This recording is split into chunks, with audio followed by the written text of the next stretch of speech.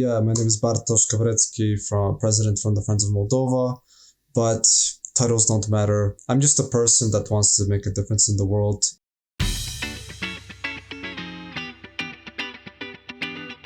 Hello, everybody. This is Jimmy. Welcome to today's show. We have a wonderful show for you today, a very informative show about a very serious topic. My guest today is Bartosz Gawarecki. He is the president of the Friends of Moldova. Moldova borders Ukraine, the western border of Ukraine. And for those of you who are regular listeners to the program or regular subscribers to my newsletter, you know for the last few months we've been promoting the Friends of Moldova as a way to help Ukrainian refugees. The way I got involved is that when I went to the Kennedy School of Government at Harvard, one of my classmates, Maya Sandu, is now the president of the country of Moldova.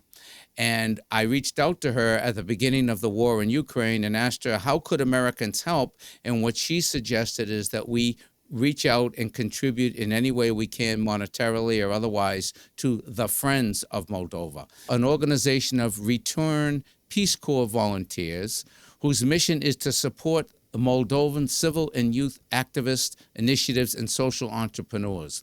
Moldova, Ukraine's neighbor, has opened its home to Ukrainian refugees.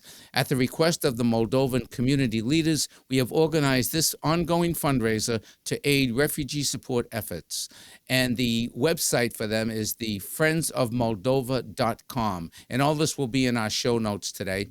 And please welcome to the show my guest, joining us directly from Moldova. He's at one of the agency's headquarters there, relief organization headquarters there in Moldova. Please welcome Mr. Bartosz Gawarecki. And I hope I pronounced that correct, Bartosz. Did I? It was close. Gawarecki. It was close. It's great to see you. Thank you so much for joining us. You are at one of the distribution centers now? Yes. So I'm at one of the distribution centers that gives out food to Ukrainian families every single day, Monday through Friday. And we serve the entire north of Moldova. So we have Ukrainians that come in and they register with us, and we have volunteers that walk them through our center, and they pick out the food and hygiene products and clothes that they need that will last them for 2 weeks. But we also distribute food and products to mayor's offices, NGOs, and other refugee centers in the entire north of Moldova. So we're serving a relatively large area of Moldova. And you have been the president of this organization for how long, Bartosz? For 3 years. How is it going there? How is the distribution going in terms of the refugees? Are they getting what they need? So at the very beginning, when the war first broke out, it was a huge mess. It was kind of a scramble.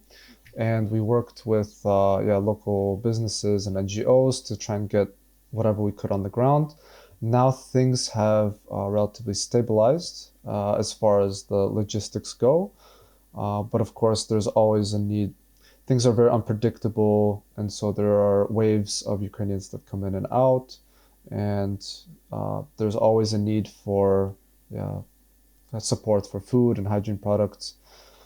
And there's a difficulty because the Moldovan government has done a very excellent job, and they've really done their best in supporting the Ukrainians. But NGOs and just local communities have had to take on the vast, probably 70% of the burden, or 80% even of the burden.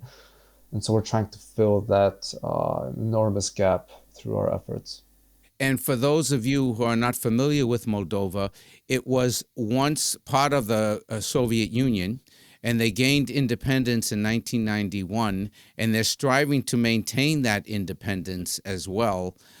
They have a heavy Russian influence in Moldova over the years, not as much now as they used to have, but it is the poorest country in Europe right now. So the government is doing as well as they possibly can do, but as Bartosz just indicated, a large part of their funding to help with refugees, to keep the society afloat, to just deliver goods and services to the people of that country, again, the poorest country in Europe, is coming from NGOs, nonprofits, donations from Europe and around the world, and of course the United States. So our goal today is just to raise the profile of the country of Moldova, raise the profile of the Friends of Moldova. Most of them are former Peace Corps volunteers, including my guest today, who is the president of the organization. And what we're trying to do is just to motivate people to contribute financially to help this organization stay afloat and just deliver most effectively the goods and services that people need literally to survive. I imagine when the war first started that you were just overrun and surprised by this incoming wave of people with no place to go. There were stories of, just people that had whatever they had in their hands and their cars that they had that would show up at the border when the war broke out on February 24th. The next day there were people already showing up at the border. And Moldova is a small country, and it's the poorest country in Europe, but it has an enormous heart. It has a huge heart. And people, before the large organizations and the large, donors, and before the government could step in, it was like the individual people and communities and NGOs that just, and churches as well, that stepped up to the plate and started helping out in any way they could. And ever since it took off, and things were changing by the day.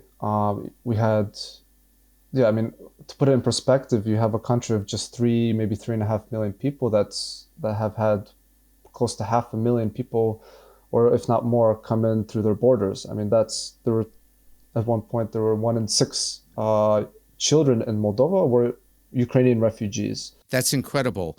And they were already the poorest country in Europe. So you add 500,000 people to the population, and you can just imagine, folks, what that must be like. So again, we are just here today to raise the profile of your organization and ask people, my listeners and people listening to this podcast, to be as generous as possible. I know there are other organizations there as well. As I said earlier, when I reached out to the president via email, simply because she's a former classmate at the Kennedy School, and I said, oh my God, there's got to be something that we can do here. And she indicated, please help this organization. By the way, Maya Sandu recently was the commencement speaker at Harvard, and the link to her speech at the Kennedy School of Government to the graduates of the 2020, 21, and 22 class will be in the show notes as well. And you can see her unlikely rise to the presidency, primarily fighting corruption in the country of Moldova that was formerly a satellite country of the Soviet Union, and a member of the Soviet Union, and now they are the poorest country in Europe, and they're fighting for their independence. That's what they're trying to do. They're trying to join the European Union, and that is still in the process, because if they're able to join an organization like the European Union, they will have support from obviously other European countries, and they won't be out there by themselves. But right now, they're out there by themselves, doing the best they can, inundated with refugees. And again, you add 500,000 people to that population who are showing up with the clothes on their back and what they are carrying in their hands. You can imagine the challenges that they have. Bartosz, I don't want to keep you long. I know you've had a long day there. I know you're at the center right now. Just so you know, to our listeners, the shows that I'm doing this summer, starting on June 19th, at the Windover in Rockport, Massachusetts. We're doing a meet and greet after the show. All proceeds from that to go to the Friends of Moldova. I'm doing the same thing with my show on July 16th at the Music Hall in Portsmouth, New Hampshire. We're also doing a meet and greet there. All proceeds from that meet and greet are going to the Friends of Moldova as well.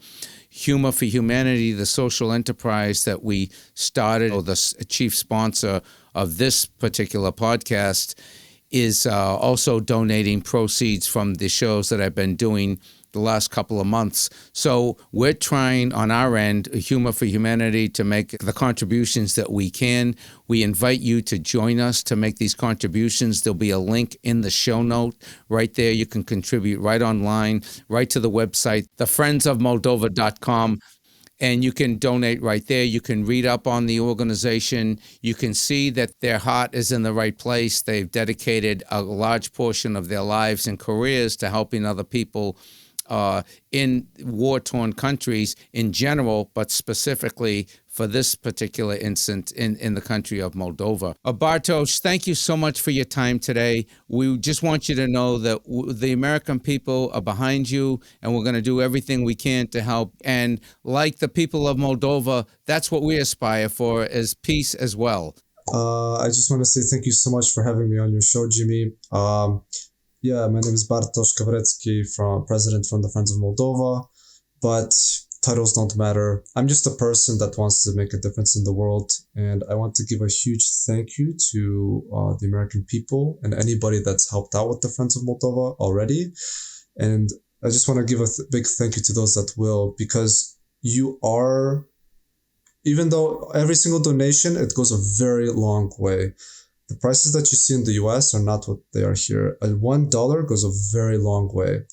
I also want to say that our organization is purely voluntary. When you look at large development organizations, they have a lot of admin costs.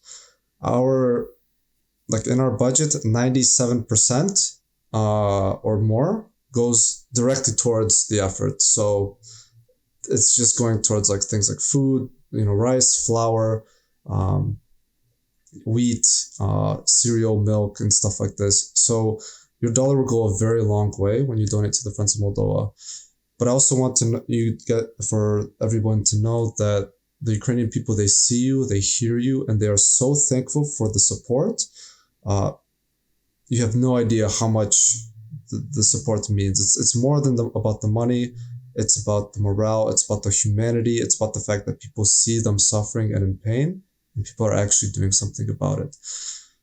And so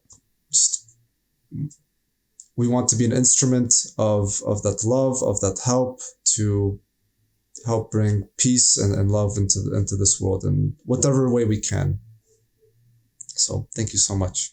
Thank you so much for your great service and for your very moving and passionate words. And we will, rest assured, we will do all we can do to make your organization as successful as it can be under these extremely difficult times. Thank you so much, Bartosz. It was great to meet you virtually, and keep the faith, brother. Keep the faith. We're behind you. Thank you. Thank you so much. Thank you for joining us today. This has been a Humor for Humanity production. Our mission is your mission. Humor for Humanity at jimmytingle.com. Thank you.